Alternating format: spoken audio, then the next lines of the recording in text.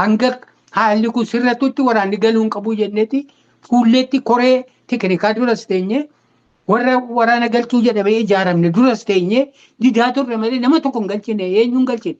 Achi taa'anii immoo kabiraa maal jedhame hin galuu hin qabu jedhaniitu kamarroofaatti dubbatama Finfinnee taa'ame. Nuti hoogganaa bilisummaa Oromooti nu malee nama biraan jedhu nu hoogganuu dura teessoon. Sababni badhoo aarsee aga sammuunsaa tuqamutti geessise suni maal ta'uu danda'a yookiin immoo maalidha? Kuni gatiidha bu'aa qabaa waan gaariidha si bakka qabsoo Oromootiif jedhee wareegame bakka argite baarooni Oromoodhaa ol miti Oromoo hundaa ol miti. Kanaaf hin ibsamne ibsamuu dhabuun sun dogoggoraa. Waraanni ture waraana jaarraati jedhamaa tureera. Isin eessaa dhuftanii isin caatii isin warra dargii baqattanii dhuftanii. Tarii waldhabbiin ni uumama jedhanii sodaachuurraa waan kana of keessatti qabatanii laata? Ammoo baaroonii fi badhoon immoo hanga dargetti warra waliinis hojjetan warra hunda caalamoo waliin dhiyaatan turan. Utuu dinnuu utuu barbaadeen ibidda kanatti naqamne isaanis wareega guddaa baasanii nutis baafnee qabsoon keenya walumaan miidhame. Amaarri ajjeefne mooraa Oromootti mooraa adda bilisummaa Oromootti jaarraan akkamitti du'aa jedhee namni hin gaafanne hin jiru ana dabalatee.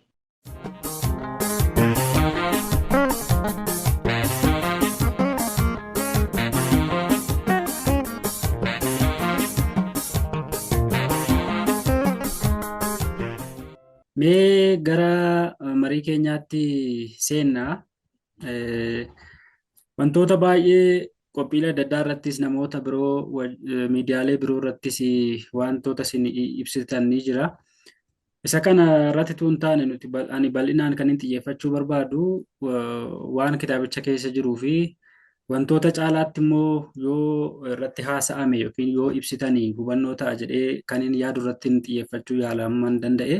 Jalqaba irratti mee kitaaba kana keessatti taatoon yookiin immoo namni lama kan wal fakkaatu wayii argamee jira. Ibsaa Hordofaa kan jedhuu fi Dhugaasaa Baqaqqooti. Tarii Ibsaa Hordofaa kun isinuma ta'uun oolu moo akkami kitaaba sana keessatti akka nu hubadhetti akkasumatti fakkaata? Mee achirraa eegalu? Yeroo dirreedhaan namoonni maqaa isaa sababa lamaaf jijjiirrata.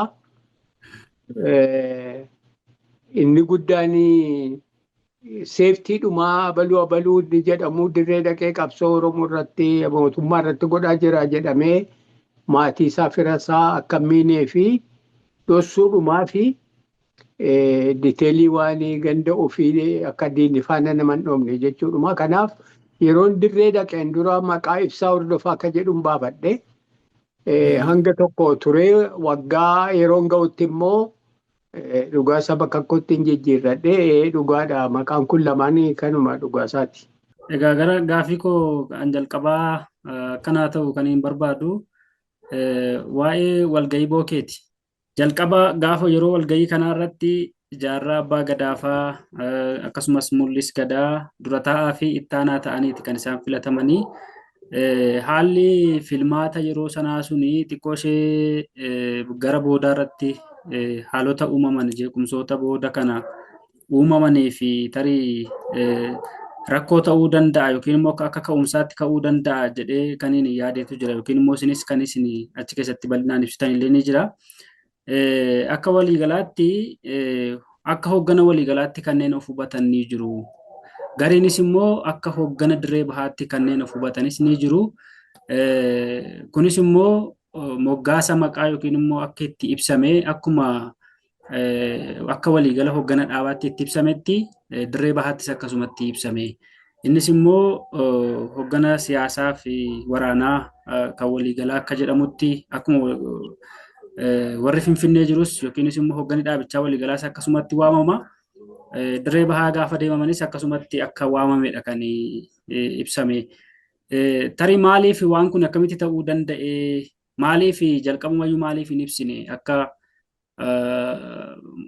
walgahii sanarratti hogganni filame suni hoggana dirree bahaa akka ta'e maaliif ibsamuun maaliif dadhabame? Yookiinis immoo tarii waan sababoota adda addaatiin booda ka'umsa ta'an kanaaf yaaddoon ni jira ture tarii hooggansa irratti tarii namni wal dhabuu danda'afaa jedhamee wanti sodaatame ni jira ture meechirraa eegallu jaallugaas.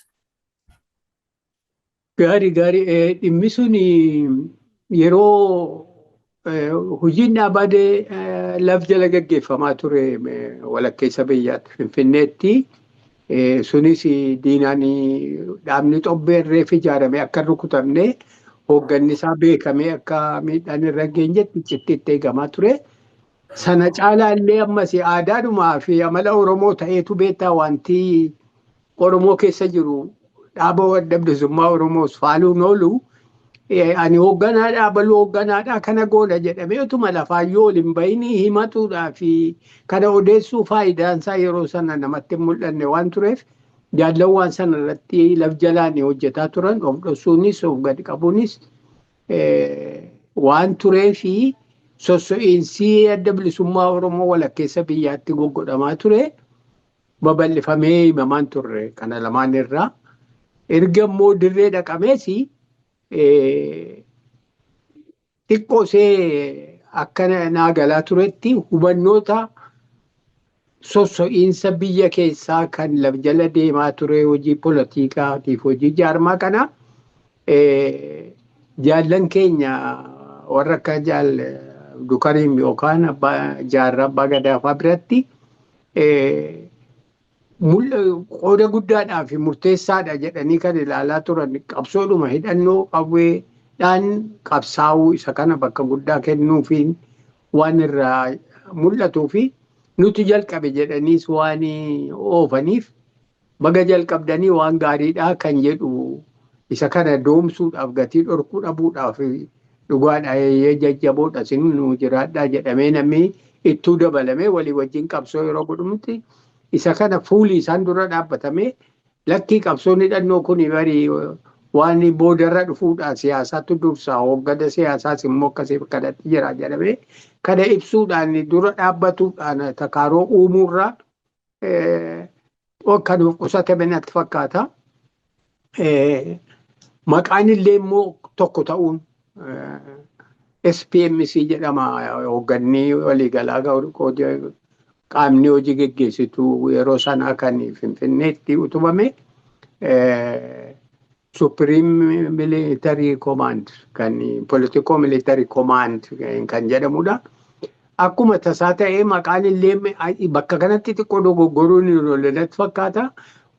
Hoogganaa dirree bahaatti hoogganame maqaa isaallee SPMC maqana moggaasan. Inni kun confusionii fuuldura uumameef karaa banee. Jaallan immoo jaallanii yeroo sana hooggana olaanoo keessaa kadhachi turanii jaalbariisoo gadaatii fi jaalbaaroo tumsaatii jaarmaa sanarra turanii maali walgahii sanarra turaniiru ibsuu ni danda'u turanii hin ibsine garuu namuu kanarraa ka'eeti of qusatee isaan waan of qusatanii ani hoogganaa dura taa'aadhaa ofii jechuu tarii jaalbariisootti ittiin turre jaalbaaroonis akkasuma ittiin turre hojiin hojjetamu.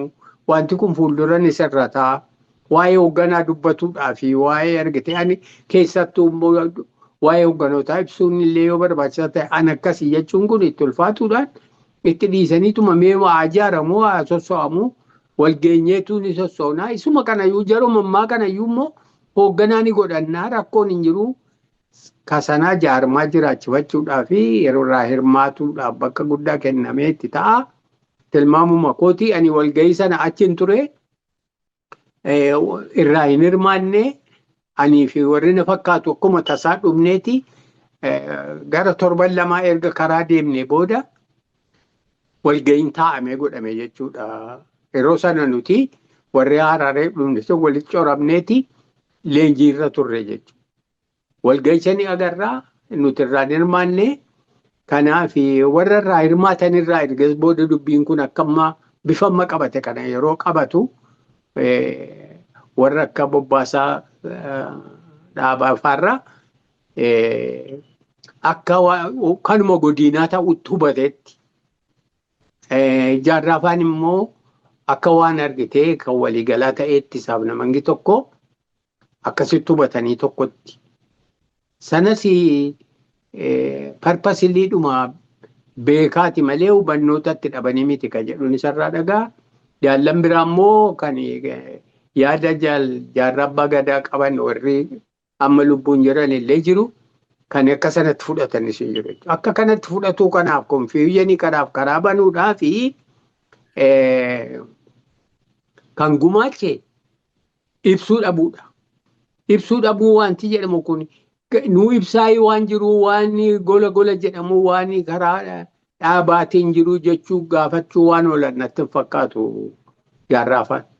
Isa kanallee hanga ga'uulaa kunoo akkasii jedhanii ibsuu fi dhabuun xiqqoo see argitee hin ta'uu kun hoggana isinii olii jira jaarmaan akkasii isin immoo qoonni keessan akkasii jedhameetu ibsame wanti mudachuu malu sila yeroo suma mudataa jechuudha.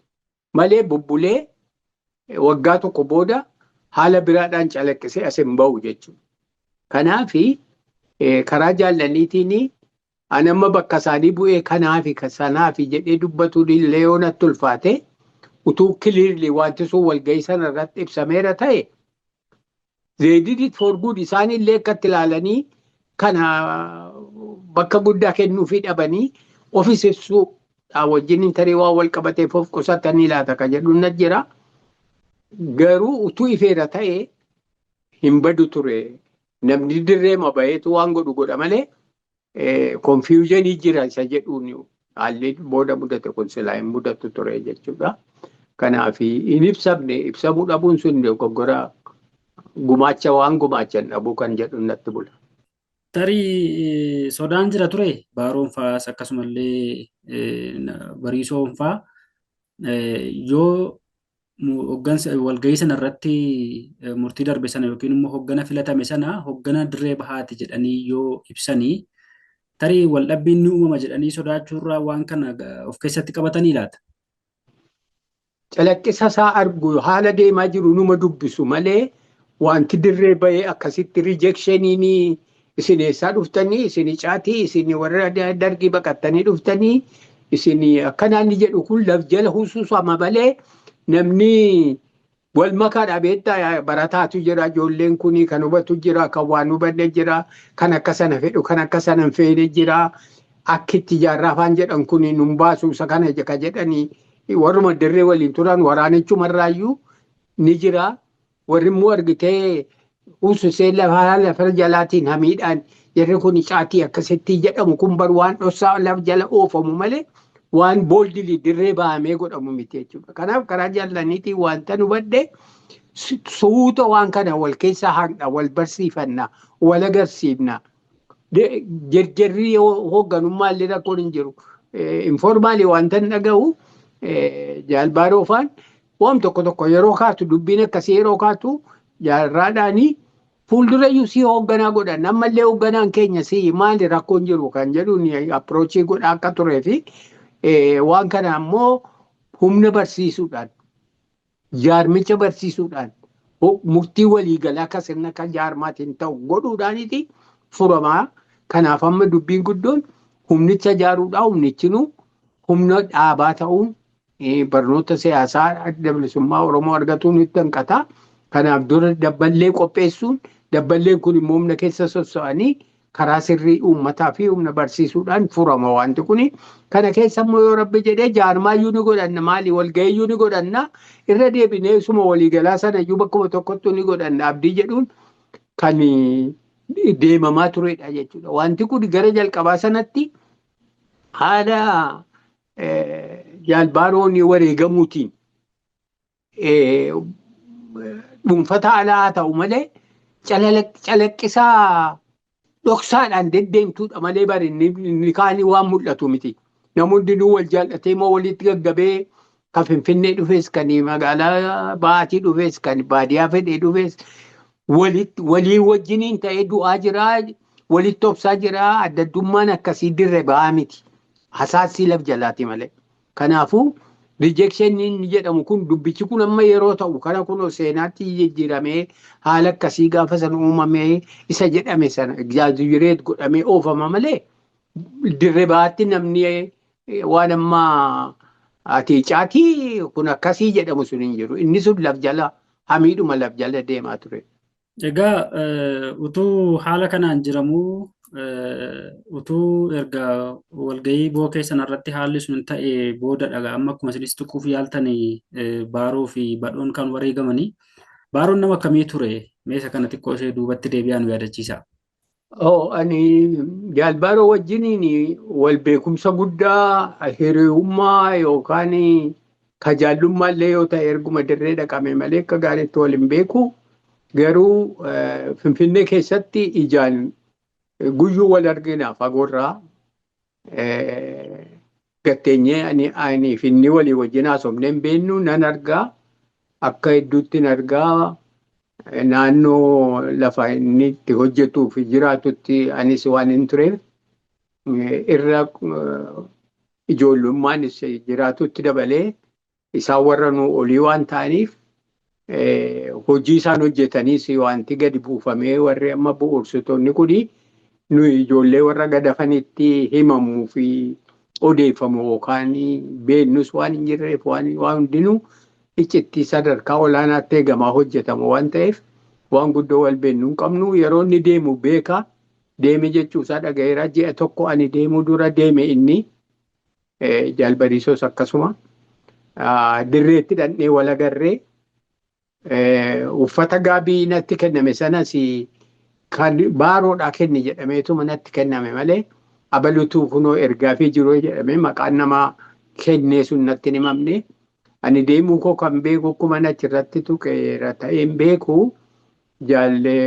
leencoodhaa fi jaalmueetu na geggeessuudhaaf nama na fuudhee deemutti na kennuudhaaf halkan tokko na yaamanii kotteedhanii ergan akkan deemu beeksifame booda na fuudhanii deemanii maal akka ta'e hin beeku namatti na kennan sanatu argamuu dhabe ta'e hin beeku irra guddaa halkan sanaa bakka tokko tun dhaabbatiin oofaadhuma makiinama keessatti eenyee dabarsine hin taaneetii har'a galii jedhanii manatti na deebisanii hafe sana booda torban tokko boodan halkan utuu hin ta'in egaa amma ganamaanii geggeeffamee deeme gaabii sanas fuudheeti. Yeroodhaan dhugaruu achitti wal barree gara maaliin siin jedha gara ji'a sadii ni ta'a yeroon naannoo tokko waliin jiraannee waliin samina deemnee bobbaa asabootirraa kaane hanga jaajaatti miillaan deeme. Inni kuni walgahii nama bookeetti godhamees uummataaf ibsi kennamuus barnoonni bakka adda addaatti goggodhamaa deemus nutis leenjirra turre yeroo dheeraa fudhatee yeroo bookee geenyus maali yeroo jaajaa geenyus jaajaa nubarraa ajajootii waraanaatii fi dabballoota bakka tokko walitti nu qabuudhaan barnoonni siyaasaa seminaara kennamaa ture hundi keenya gaa kan ajajootii zoonii garaagaraa buttaa garaagaraa hundi argamuudhaan leenjisa sana fudhannee bittinnoomnee bobbaanee hojiittaa nutti jaarraanii fi jaalbaaroofaan gara maayaa qallootti gadi kutanii kanaaf hanga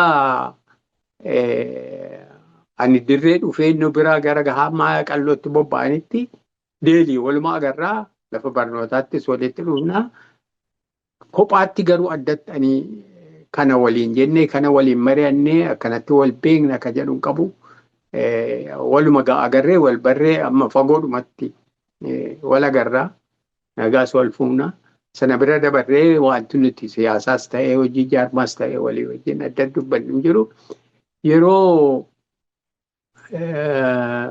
barreeffamni garaagaraa goggodhamee harkaan barreeffamee bittinneeffamutu jira. Isa kana gaafatamaan hojii kanaa kan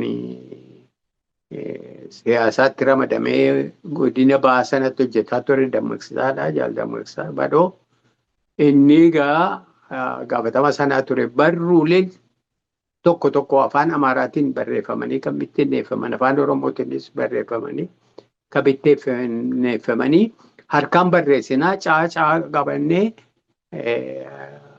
isaa fi jaal dammaqsaadhaa fi jaal baarotu waan sana barreessee fixaa sana booda nutti kenname harkaan paamfileetii barreessinaa isa sana faa godhuudhaan egaa naannooma tokko turre nuti dirqamni kenname karaa madammaqsaatiin barreessaa jedhamee barreesse namoonni waan sana barreessuu dandeenyu.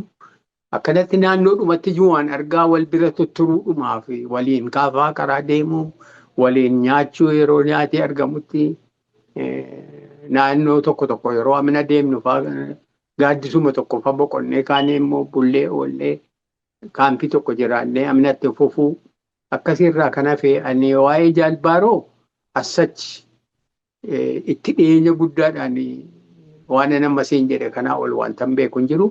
Garuu yeroo nu barsiisutti yeroo inni argitee namatti haasa'utti hangam tokko akka inni dandeettii guddaa qabu hangam tokko argitee haamilee namaa kaasuudhaaf obsisiisuudhaaf akka inni itti dubbatu akka inni itti namaa galutti akka inni itti nama barsiisu haala amallisaa dhaabbanni isaa hangam tokko nama hundaa biratti jaalala guddaas akka horachiisee fi anis kabaju akka nama kan kabaju jaalladhu keessaa tokko akka ta'etti arguu kana bira dabree isaa wajjiniin qunnamtii fi haasaa addaa kan hin qabu homaan qabu Oromoo. Gubbuma akkuma ilma Oromootiif akkuma qabsaa'aa tokkotti wal barree hangasuma wal beekna turre jechuudha. Kana maaliif hin kaasaa namoonni tokko keessumaa namoonni qabsoo keessa waliin turanii ibsaa guutamaa kitaaba isaa keessatti akka barreessetti addi bilisummaa Oromoo cuunfaa sammuu Baaroo Tumsaati. Namoonni amma hogganoota dhaabichaa yeroo sana keessatti hoggana dhaabaa warri turan yookiin immoo bu'uuressitoota adda bilisummaa Oromooti warri jedhamanii yaada isaanii yoo walitti fidan tarii adda bilisummaa Oromoo ibsuu danda'a ta'a malee adda bilisummaa Oromoo maal akka ta'e sammuu Baaroo keessadha kan inni jiru ture jedhee kitaaba keessatti barreessee ture. Sanaaf hammam ga'aa qoodni isaa hammam ga'aa isuma kanaaf jedheen kan inni yaada kana isinii kaase waan itti dabaltan qabdu. Waan itti dabaluu dhugumatti nama ani waan nama dandeettii isaatii fi of kenniinsa isaa gadi bu'uusaa gadi buusuusaa utuma lubbuudhaan hunduu inni Baaroon hundumti keenya iyyuu namni qabsoo dirree qabsoo dhaqee yookaan bakka fedhes taa'ee qabsoo godhu duruutu ija duniyaa duratti of kenne garuu hangam tokko akka inni salphilas ta'e gadi bu'ee waan hunda dhiise ani akka ijoolleetti homaa waan ani horee waan ani ijoolleessa ta'uu qabeeyyasa ta'uu manuma barnootaatti baatee dhaquu malee waan sakrifaayisii godhe jennee mannu guddoo tokko hin qabnu inni aangoo sadarkaa mootummaa sadarkaa biyyaatti bakka guddaa qabaatuutu danda'u sanas dhiisee jireenya mataasaas beekumsa horatee fi kanaa wajjin qananii guddaa keessaa ba'ee lafarra waliin gangalatuun sun sammuu koo qabsoo kana akkan jaalladhu akkanii inni nu kan godhe ani jedhee itti deemu kan nama hojii inni jireenya isaatiinis haasaa isaatiinis qabsoo kanaaf nama hiriirsuu danda'eera. Kanaaf dandeettii isaatii fi hambal ta'ee dhiyaatuu isaatii fi qabsoo Oromoo jaallatee nama Oromoo jaallatee akka nu jaallannu nu gochuudhaan waan dubbatuu fi waan immoo hin dubbanneenis baay'ee nama raalii nama godheedha. I really hanga tokko akka waan nama argitee maleekaa godhuu yookaan seenti godhanii nama faarsuu guddatu sana qaanfachuu irraatiin utuun dubbadhe illee immoo nama gara tokko dhufanidha kanaaf akkanaa faarsaa nama ganda isaatii jedhuma jechuudhumaa fi of qusatamaa takkaas faarsee hin beeku. Ammas waan inni ilma namaatiin alatti ol kaasee dubbadhu hin qabu garuu comparatively yoon dubbadhee nama argeef dhaga'eef OLF keessatti qooda kennine hunduma keenya keessa kan hanga Jaalbaaroo qaamaanis hojiinis afaaniinis waan hundaanuu gumaachee fi jaalala guddaa immoo gadi bu'ee ilmaan Oromootiif uummata Oromoo keessa soso'aa turreef inni qabaatirraa kana jettee afaan ittiin ibsitu hin qabdu baay'ee qooda guddaadhaa fi Kana hundaa ta'e utuu jiru akka miseensa tokko takkuma ijoollee sanatti tiriitti ta'uu barbaada ta'e malee ani akkasii jedhee waan of tuulummaan yookaan nama guddaa of godhu barbaadu yookaan pirivileejii addaa tokko fedhuu dhabuunsaa nuti salfilatilii isa booda isa fakkiisa sana fudhannee akka nuti hanga humna keenyaatti qabsoo godhu nama hundaa'u namanni isa argee fi namanni barsiisee fi namanni waliin hojjete hundaa hamilee qabsoo kan keessatti uume qabsoo kana jiraachise. Erga yeroo jiru qofatu hin ta'in Finfinnee qofatu hin ta'in Dirreetti qofatu hin ta'in erga wareegamee kutee boodallee barnoota isaatiif fakkeenya nuu ta'ee qabsoo nama hedduu akka itti of kennee qabsoo godhu nama godheedha Jaalbaaroo. Sababa qubsuma lafaatiin yeroo qabsoo geggeessaa turtan sana keessatti yeroo qabsoo hidhannoo geggeessaa turtan sana keessatti addi bilisummaa Oromoo dhaaba lama hamma fakkaatutti sababii qubsuma lafaatiin yookiin immoo walirraa fageenya lafaatiin hayyudureen gara bahaa tahee itti hayyuduree lixarraa tahee booda keessa akka mul'ataa dhufettis immoo sababii walqunnamtiin gaariin dhabamuutiin wantoonni uumaman tokko tokko ni jiru. Yeroo gara Finfinneetti seenamu yookiin yeroo chaartaratti seenamu addi bilisummaa Oromoo akka dhaaba lama ta'ee dhufeetti yookiin namoonni wal hin beekne hoggana ta'anii namoonni wal hin beekne illee akka jiranitti akkasitti ibsamaa ture. Inni kun dhiibbaa inni uume meenuu ibsa fakkeenyaaf hoggansa irratti kallattii walii kennu yookiin immoo qajeelfama walii kennu irratti haalli sun qubsuma lafaatiinis ta'ee walirraa fageenyi kun haga dhaaba lama fakkaachuutti deemuunsaa dhiibbaa inni qabsoo Oromoo irrattis taasise yookiin immoo qabsoo adda bilisummaa Oromoo irrattis dhiibbaa inni qabaate maal fakkaata? Addi bilisummaa Oromoo yeroo duraa sana gaa bahaa fi dhiyaatti qoodamee jiraatu malee sagantaa tokkichaan heera tokkichaan buluu waan tureef akka dhaaba lamaa wanti jedhamu hin jiru. Garuu haalaaf amalli namaa dandeettiin namaa haalli naannoo adda addaa waan ta'eef namuu akkuma naannoo jirutti hojjetuun jiraateera. Karaa garuu politikaatiin, karaa dhaabbii siyaasaatiin, karaa kaayootiin, karaa galii itti lafaa kaanetti hanga yeroo chaartaraatti adda addummaan nu gidduutti calaqqisee jiru. Wal bira jiraannee hoogganoonni irra jajjaboon muuxannoos qaban dandeettiis qaban irra guddaan akkuma tasaa ta'ee gara dhiyaa sanatti goran. Gamanaanii jaallan keenya warri Shinnigaatti wareegaman erga wareegamanii warra irra yaang sadarkaa lammaffaarra hiriiramee argamutu gaafatama qabsootii fi hoogganummaatti ol guddate jechuudha. Kanaaf hoogganni keenya warri lubbuun hafanii qaama olaanaa keessa warri turanii gara warra dhiyaatti turanidha. Warra akka Jaal Xaafaa, Jaal Dibaabaa, Jaal Leencoo fa'aan kun gara sana turanii gamanaan carraa nama akka sanaa argatuun hin turre. Kanaaf akkaataa dandeettiitii fi muuxannoo jiruutiin waa hojjechuu irratti haalli akkuma naannoo jiramuun waa fakkeessuu fi hooggana olaanaan gamanaan of biraa dhabuun jiraatu malee hanga yeroo chaartaraatti karaa ilaalchaatiin rakkoon hin turre. Hoogganoota akka barbaannu sun olaanoon sun nu wajjiniin jiraachuu illeetuu baatanii of biratti hawwuunaa jiraatu malee isaanii ija duratti of ilaaluun isaan kabajuun yoo carraa argatanii waa jedhan waan humti isaan jedhan namni kan jala hin deeffanne ta'uuniif kabajuuf jaallatuun hangaa ba'e tokko jechuun nan danda'a. Baay'ee rispektii goonaa baay'ee jaallannaa ija warra dhabne sanaanis isaan ilaallaa turre jechuudha. Garuu kanaaf adda addummaan hin turre jaalala guddaa hangaa ba'e yoo siin jedhe yoo ta'e malee. Achiin qabsoon eegalamuun sossiin jalqabuun hamilee guddaa nuu ta'e. Baay'ee itti gammannee baay'ee itti abdannee akkuma hawwine sana ta'e immoo qabsoo jajjabeesseera guddiseera. Utuu akkasiin jedhamuutu Finfinneetti walitti dhufame dhiyaa fi baharraa akkasuma jaallan mana hidhaa turanii fi haaluma ta'e rakkisaa sana keessatti immoo biyyuma keessatti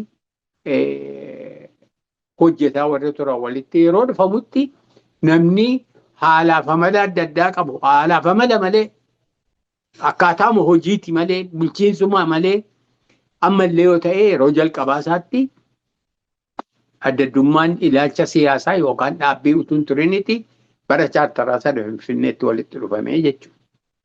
Egaa Finfinneetti walitti dhufamee yeroo jennu kana achitti walitti dhufee gara hundarraayyuu hoogganootuma malee miseensota miti jechuudha.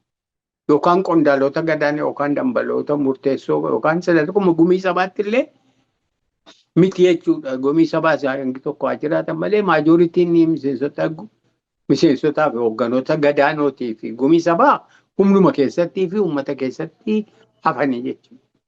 Egaa yeroo chaartaraa sana waan walirra laalleen qabu. Warri gullallee turan, warri magaalaa turan akka itti tiriitii wal godhan, akka itti hojjetan faarratti walitti gungumuunii fi waan tarkaanfataa hin taane kan durbeenuun ala amalli tokko tokko calaqqisan jedhanii wal komatuun illee yoo jiraate warri humna biraa ture warri Finfinneen dhufin humna karaa dhiyaas humna karaa baas rakkoon tokkollee karaa ilaalchaatii fi karaa siyaasaa haaraadhaan gadi ba'u hin turre jechuudha. Gara dhumaatti yeroo ba'amuudhaaf jedhutu rakkoon calaqqisuu eegalte. Rakkoon sun calaqqisuu kan eegalte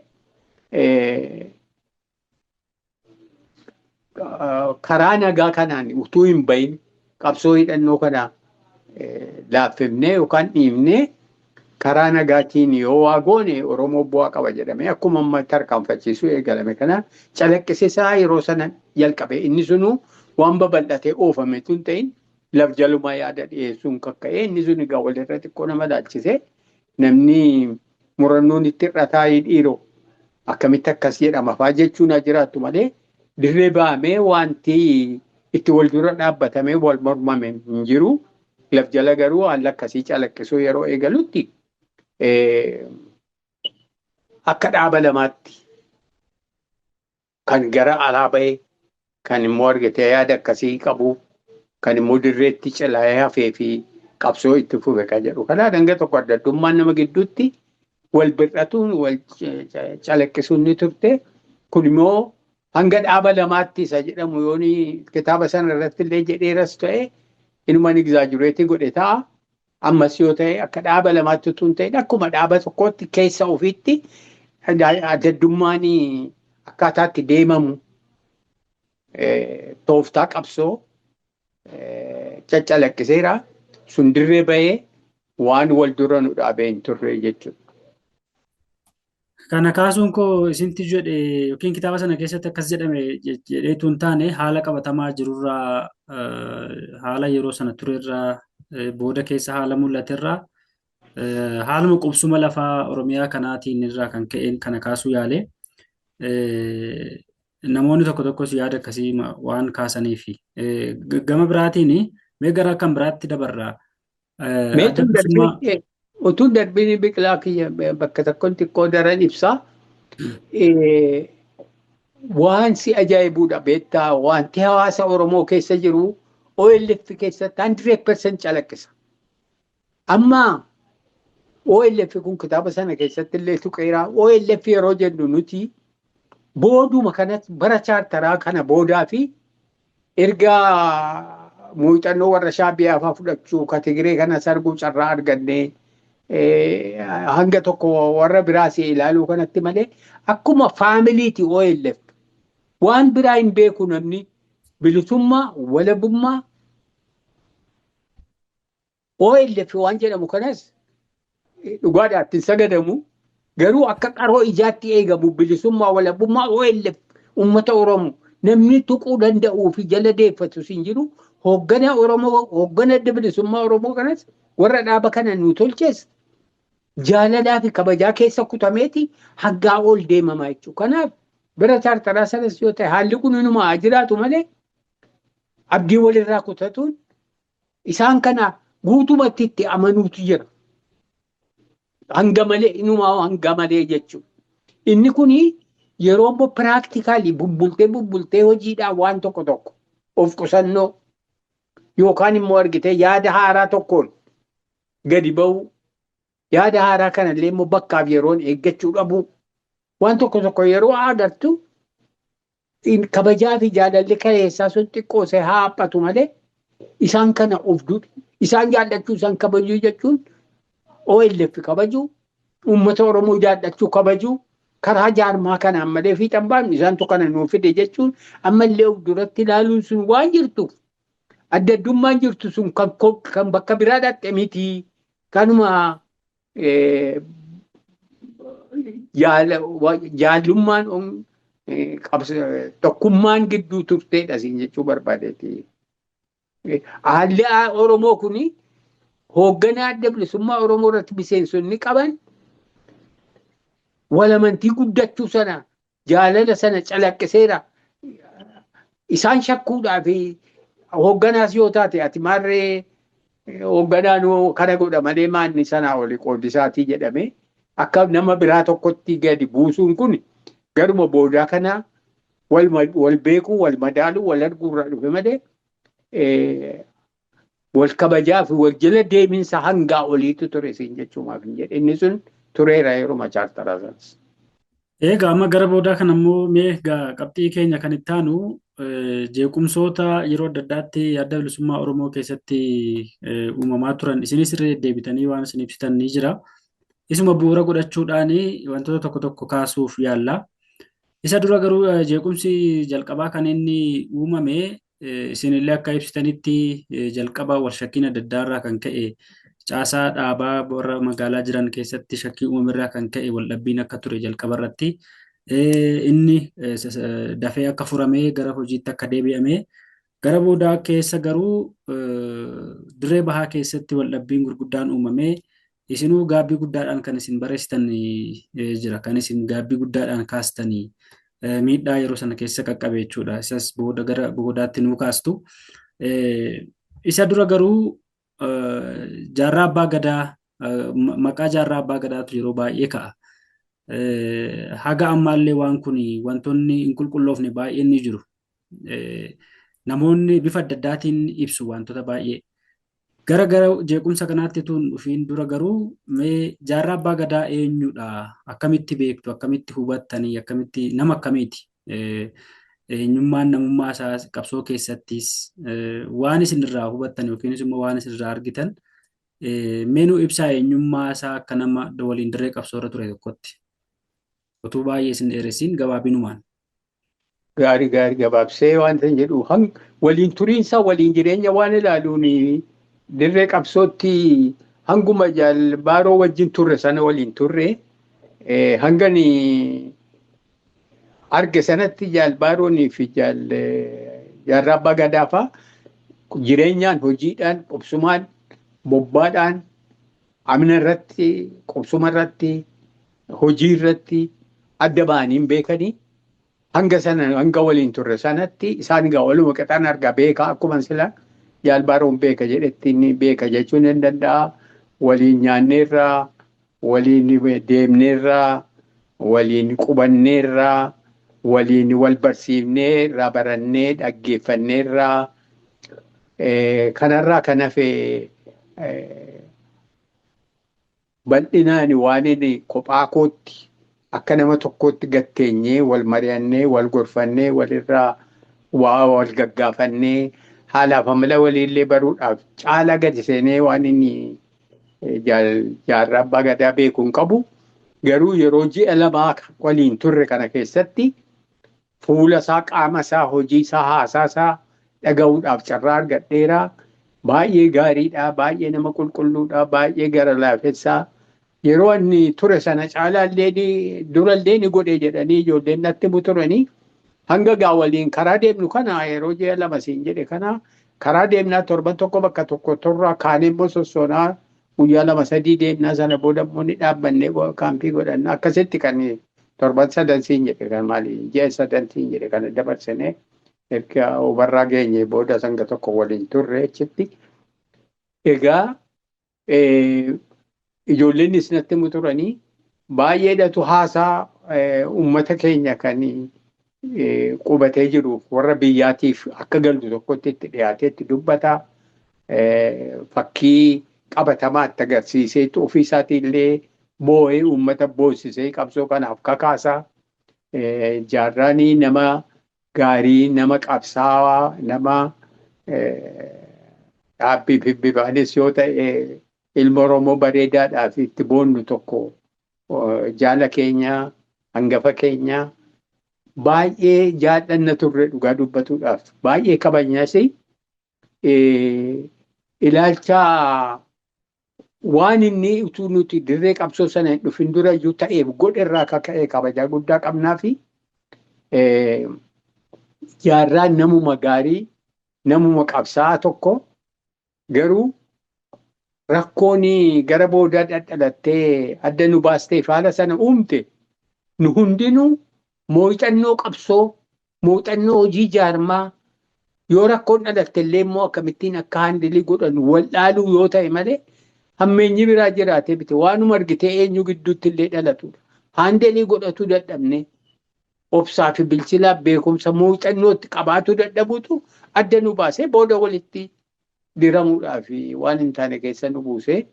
Kanaaf hangumanii yeroo gabaabduudhaa fi waliin ture beekaa hanga sadagaa waanuma tolu, waanuma jaallatamaa, waanuma gaarii irraa dubbisaa kolfaaf tamas lafa yeroo seminaarota adda addaa fudhanneerra karaa irrattii fi erga hubarraa geenye akkuma siin jedhee barnoota sana irratti qooda waliin fudhannee baay'ee waan gaarii waan tolaadhuman argee irraa malee waan hamtuun irraa argee irraa jibbe waan boodarra haala jedhameef haala wal nu lolchiise sanaaf kontribiutii godhe kana jedhee waan inni irraa arge waan inni irraa komadhu tokkollee hin qabu akkuma qabsaa'aa Oromoo qooda guddaa kennee tokkottii fi nutillee of duratti jaallannee ilaalaa turreetti hin beekaasin jechuudha. Egaa jalqaba kaniin kana kaasee wantoota itti dhufanitti seenuuf akka nu ta'uudhaa fi jalqabumarraa hundeeffamuma adda bilisummaa Oromoo irratti akkasumallee jalqabbii qabsoo hidhannoo irratti waliigalteen hin jiru. Amma ammaallee wantoonni yeroo baay'ee wal falmisiisan baay'een ni jiru. Keessumaa amma yeroo adda bilisummaa Oromoo hundeeffama isaa waggaa 50ffaa isaa yeroo kabajateetti atakaaroo guddaatu ture, falmii guddaatu ture. Adda bilisummaa Oromoo 1973 miti kan inni hundeeffame isa dura ture jedhanii namoonni kaasan ni jiru. 1969 irraa kaasee hundeeffame. Kan ammoo adda bilisummaa Oromoo kan hundeesse jaarraa fa'aadha yookiin immoo jaarraadha jedhanii namoonni kaasan ni jiru. Kanas kan isaan kaasan callisaniitu hin taane sochiilee isa dura godhamaa turantu jiru. Isinis kitaaba keessan keessatti akka barreessitanitti qabsoo hidhannoof yaaliin adda addaa yeroo turetti ni jira. Kana qofasitu hin taane jaarraan ammallee bakka dhugaa jira. Bakka isaan ka'anii yaada isaanii hin ibsannetti yaada falmisiisaa kaasuun barbaachisaas ta'uu yoo baate garuu dhugaa lafarra jirus kan isinis beektanis akka kaastanii fi kan inni gaaffii kana kaasuu barbaadu. Adda bilisummaa yeroo Somaaliyaa keessatti hidhamee dhufee magaalaa Finfinnee yeroo ga'u adda bilisummaa Oromoo wanti jedhamu hin jiru ture. Icaatu waan jedhamutu jira jechuudhaan kan inni yeroo jiru kan inni haasa'e viidiyoon isaanii jira. Sababii kanarraa kaasee waliigalteen hin jiru jechuudha.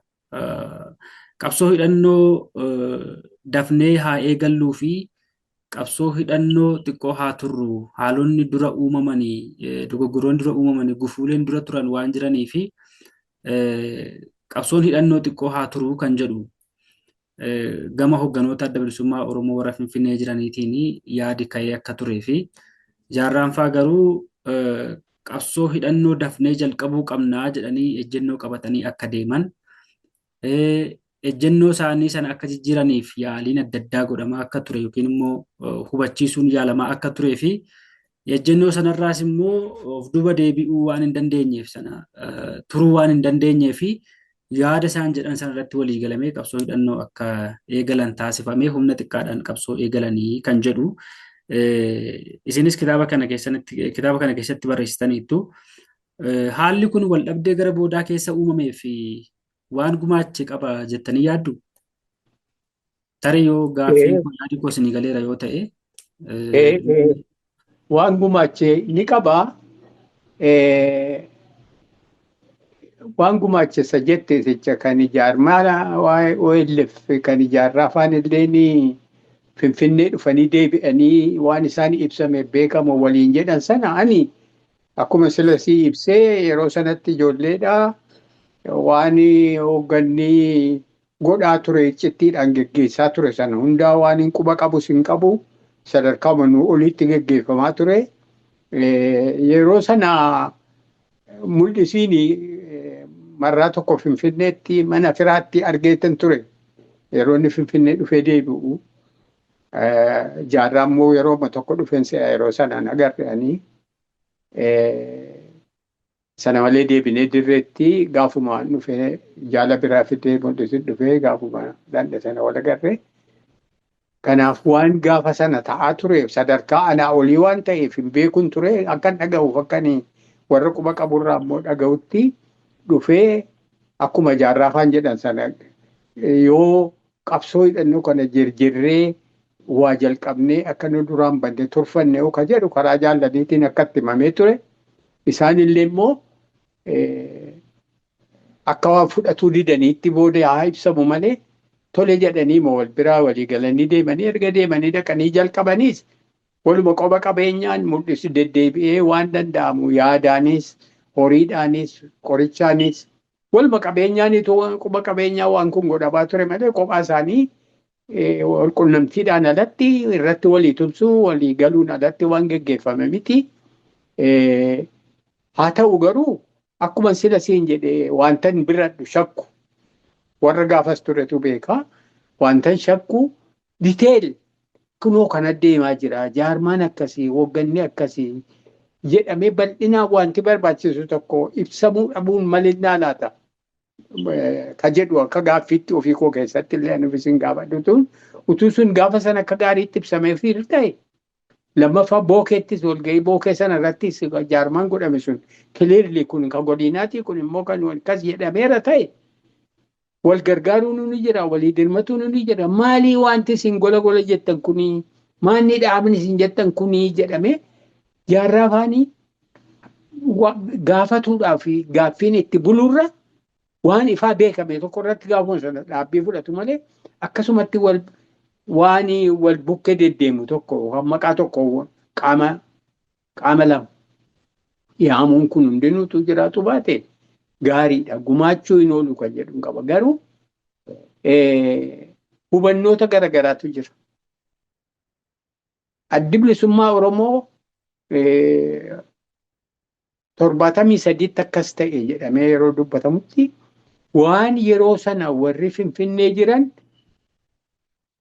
akka jaarmaatti sanadiidhaan yookaan dookumentiidhaan godhan jaarmaadhaan ta'e histoorikaalii kana jedhamee nami gattaa'ee irratti walii galee ijaaree tolche kana jechuudhaaf malee takka addi Bilisummaa Oromoo nuttis isaa asis nu booda dhaloota jiraniifis waa'ee qooda jaarraa fa'aa kan Muqaadishootti kan Edenitti kan mana hidhaa turanitti kan ergasiis immoo 76 booda qabsoo jalqabanii ilaalchise kan 1969 qeerroon ganamaa jedhamu godhan sana hunda waan kaade yookaan waakkate yookaan haale hin qabu sana hundaa'u qabsoo adda bilisummaa Oromoo yookaan qabsoo bilisummaa Oromootiin walitti dheeti kun ta'e hangi walquba qabeenyaan goone kana walquba qabeenyaan immoo alatti kan hojjetame kana inni 73 jennee nuti dubbannu kun itti fufaa isa sanaati akkasittiin bifa jaarmaa bifa dookumentii ta'een jalqabame jechuudhaaf godhamaa jira malee inni suni gatamee yookaan ala godhamee miti.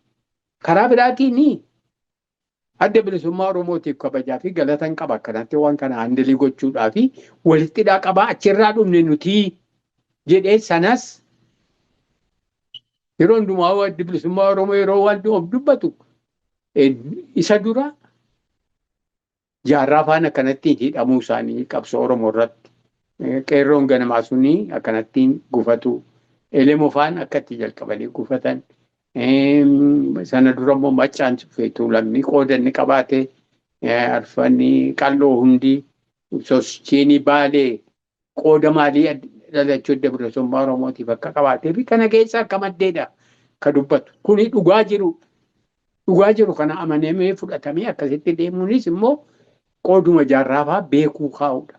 Garuu diskreediit wal godhuu barbaaduudhaa fi badasi maakee jibda jechuu eenyu namoonni sun hundinuu qabsoo akkana jedhame sun listii maqaan isaanii ni qabama. Hangam isaaniitu Adareedha, hangam isaaniitu Oromoodha, hangam isaaniitu Somaaleedha. Maal ture maaliitu qawwee fudhatanii dhufan malee maal godhan, maal akeekkatan, maaliitu lafa kaa'atan, akka jaarmaatti maaltu jira. Muqaadishootti yeroo akkas jedhamu sana hundaa'u warra gaafa sana lubbuudhaan jiran har'allee jedhantu jira. Kananis iyyaafadhu kan isaan miidiyaattis ba'anii dubbatan. Oromoo jechuun hin jiru, Oromoo iyyuu hin jedhamu. Yeroon sun yerootti waan Oromoo adda bilisummaa Oromoo dhiisi, Oromoo iyyuu hin beekamu jedhame namni waan tokko dubbatu jira. Isa kana fuudhanii wal dura kaa'anii kijiba kun waliin jechuurra walumatti hidhamneetu waan tokko turre. Carraa tokko qabaanne qabsoomatu akeeka tokko goone hireen keenya fuulduraas waan tokko nuti uummata tokko nuti jaallan tokko tattaaffii fi wareegamni keenya illee akka gamtaati firiin bilisummaa keenyaa fuulduraallee qooda hunda keenyaatiin akkasitti dhufa jedhamee akkitti walitti dhiyaatamuuf seenaa kana kaa'amu kun karaa ijaaraa karaa hunda keenya hammachiisu karaa tokkummaa keenya tiksuu fi qooda keenyas kaa'u. Kanaaf adda bilisummaa Oromoo yeroo haala dokumentii ta'een haala bifa jaarmaa ifaa qabaate baranee tokkoon akkasitti godhame jechuuf himama malee waan sana hunda haaluudhaaf miti. Kanaaf ammoo waan gumaache qabaa isa jettuu fi waan gumaache numa qabaa. Akkanattiin immoo babal'isuun kun warra dhaaba keessa jiru warra michi ilaalu utuu hin ta'in warra moggaa ta'anii akkaataatti argitee differensii jirtu babal'isanii tokkummaa jiru dhiphisanii Oromoo wal nyaachisuu barbaadanidha malee. Suni qooduma keenyuma wanti jaarraa afaan hidhamanii Somaaliyaatti ta'aniis qabsoo Oromoof bilisummaaf ta'anii nutis isaan ilaalleeti wareegama isaanii itti fufsiisuudhaaf jargamsiisuudhaaf goone malee akeeka biraa tokko kan mataa keenyatti qabnu kan fira keenyaan mari'annee namni ergee godhaa turres hin jiru. Wareegama isaan godhaa jiran itti dabalamnee waliin ciloomne jennee dannee san qunnamne. Kanaaf qoodi kun hundinuu dubbeen isaa tokkichumaa farreen immoo kan waan akkanaa kana ho'isuudhaaf babal'isuudhaaf tattaafatan malee dhaabni keenyas isa kana lafannitti xiqqeessu lafannitti adda kutee kana aastu qabsoodha kana aastu OLF sun immoo mititti jedhame hin agarre hin dhageenye garuu haalli irra diddibaan tokko haalli hanga ga'u waliin ibsamin sun qoodan qabu siin hin jedhu maaliif waa lamaafitu godhame sun tokko nageenyaa fi hikaa fi haala biruutaa diinni utuu nambisin nama rashanaa fixaa hidhaa tureef eeggannoo gochuunis barbaachisaa ture. Karaa kaanii warri waan kanatti ramadaman immoo nuti hoogganaa bilisummaa Oromooti nu malee nama biraan jedhu nu hooggannoo dura teessoon maal jedhamee himachuudhuma baarraa haala Oromoo ta'e qusatuun kun waan tokko hanga ga'u walii ibsuuf irratti qusannoo uumeera yoo ta'e suniin gumaachine akka jedhuun qaban gumaacheera. Yeroo qabsoo hidhannoo baha Oromiyaa keessatti yeroo geggeeffamaa ture haalli waldura dhaabbannaa uume tokko ni jira ture. Waraanni ture waraana jaarraati jedhamaa tureera. Barsiisni adda addaa waraana keessatti geggeeffamaa ture. Yeroo gabaabaa keessatti bilisoomna Oromoon yeroo gabaabaa keessatti bilisooma jedhamaa akka ture.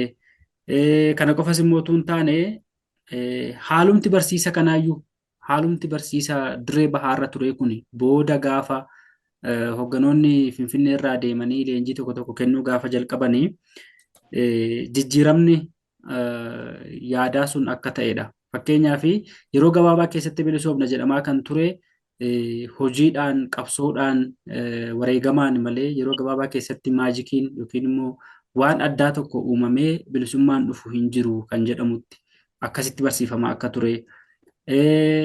Waraana jaarraati jedhamaa kan ture waraana bilisummaa Oromooti jedhamaa akka ture.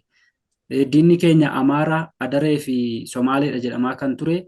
Diinni keenya koloneeffattoota yookiin immoo impeeriyalistoota akka ta'anii barsiifamuutti akka deemame.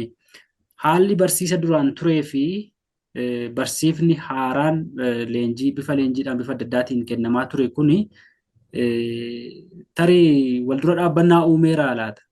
Haalli amma kaafte kuni guutuudhumatti waanuma ture waanuma jirudha jechuudha. Mudateera jiraateera barsiisa akkasii konfiyuuziniin akkasii. Kun maalirraa yoo naan jettee bilisummaa fedhuu malee bilchiluma jaarmaa bilchiluma muuxannoo qabsoo bilisummaa qabaatu dhabuu keenyaan waanuma gooneedha. Inni gara lachuuyyuu inni deebinee barsiifnee bifa haaraa qabachuu sunis keenyuma. Innichi immoo ji'a jaatti bilisoomna yookaan akkasii jedhamee godhamuuf yookaan waraana jaarmaa jedhamurra waraana nama tokko jedhamus sadarkaa guddina bayyanoota siyaasaa keenyaatiif hawaasa keenyaa keessaa ba'an irraatii fi waldhaaluma irraati malee akkasitti dhuguma gaariidha jedhamee miti. Hawaasa keessatti immoo ofii keetiiyyuu hawaasa keessaa baatee hawaasa irraa ijaaramtee barattee leenjifamtee barnoota gahaa fudhattee sadarkaan hubannoota keetii bilchina keetii hawaasa jiru irraa hanga waliin ka'initti akkuma sanatti aktii goota jechuudha. Jaarraan waraana jaarraa jedhaatiin of yaamaa yookaan na yaamaa jedheetu hin ta'in sana hawaasumatti waraana argaa jaarraatti itti hoogganaadha jechuu beekaa waanuma akkasii jaallata beekasii akkasumatti isaa galasii yoo akkas jedhames waan komatamu waan irra laalamus guddoo hin qabu jaarraanis akkasiin na yaamaa waan dirree baasee jedhe waan hin qabu tarii as a person yeroo kana jedhamu yoo itti tole qaama isaa keessaa I don't know garuu sanarraa baasee waan inni itti waan kanaaf itti gaafatamu yookaan na yaamaa jedheen jedhu waraana jaarraa jedhanii yaamuun immoo inuma ture kun immoo gaa yeroo hafetti tarii yookaan jaarraa yookaan nama jaarraa jaallatuu fi yookaan nama saawardaa ta'e yookaan nama taanu tokkoo fi fiilingii kamii neegatiivii kennaa laata dhiiroo waan jedhu waan uumatti tilmaamuu dandeessu shakkitu malee hojii kooti jedhamee kun dirree ba'ee wal dura dhaabbatamne garuu haalli tokko tokko eessattuu boodessaa akka ta'e giraajuwaalii barnootaan bayyanootaan akkuma namni wal beekuun wal barsiifatu wal sirreeffatuun waanuma jiruudha. Kanaafis achi dhaqamee godhameerasii gatiis qabaateera yaada sicha haaraa kana namuma icaa jedhame qofa dhaqe qofatu waan kanaan tarkaanfachiisa deemaa hin ta'in warra duraan achi tureeffachitti dhalatanii fi isaanuma kana kan dabballeessa'ee barsiisee haala kana ofirraa jijjiiree fi akkana yoo ta'e milkoomna malee akkas miti jechuu kan fudhatamaa dhufe. Haa ta'u garuu muuxannoo irraa akkuma sila jedhe beekumsaaf dandeettii hir'ina jirurraa wanta amma sila jennee wanti hin barbaachifne babal'ataadhaa fi keessummeeffamaa akka turame beekamaadha. Fakkeenyaaf amma Sumaaleenis Amaarri irraa fagoodha uummanni achi jiru suni akkuma inni kitaaba sana keessa bakka tokko tokko Amaarri maal fakkaataa akkamii Sillaaseen yookaan ministeerri Sillaasee jedhee waan irraa beeku waan irraa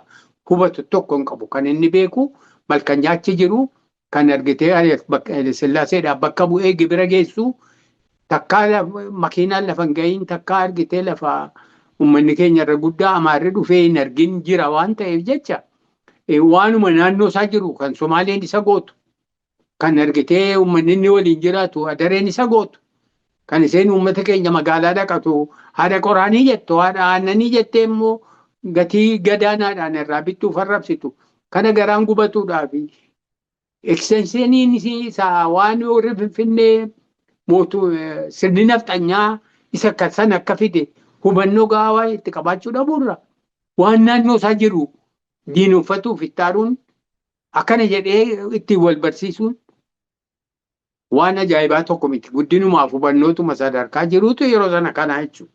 Developmentiin immoo numa dhufa gaa nima jijjiirama siyaasaa keenyas wayyeeffachuun ol kaafatuun akka addunyaa birattis warruma Itoophiyaa guutuu biratti illee fudhatama qabutti tarkaanfachiisuu waan qabnu wayyeeffanneerra jechuudha.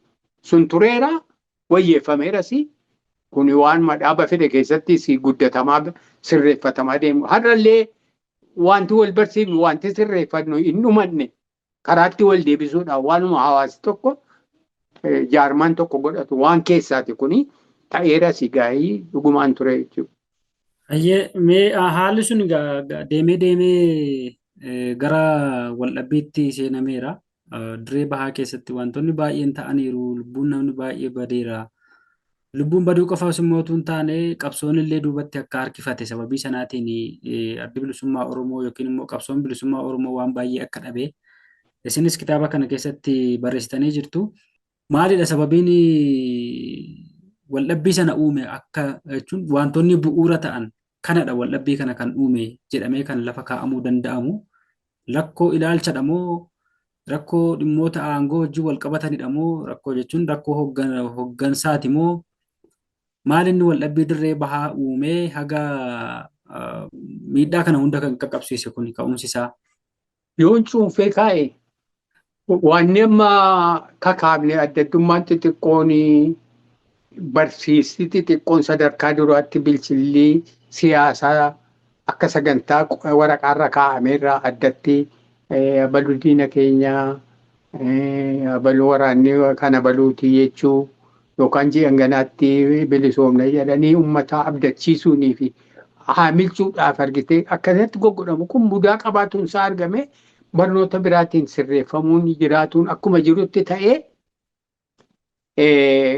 kuni argitee isa kana sirreessuuf yeroo tarkaanfiin tokko fudhatamu akka waan qooda duraanii yookaan gochaa duraanii dura dhaabbachuudhaaf yookaan xiqqeessuudhaaf kan galata wal dhorkuudhaaf maybe an individual or two yoo waan kana akkasitti fudhataniiru ta'e malee namni kana fudhatee dura dhaabbatee karaa sana nu baasa ture yooti jedhamee kun waan wal diddaa ta'ee itti fufeen qabu.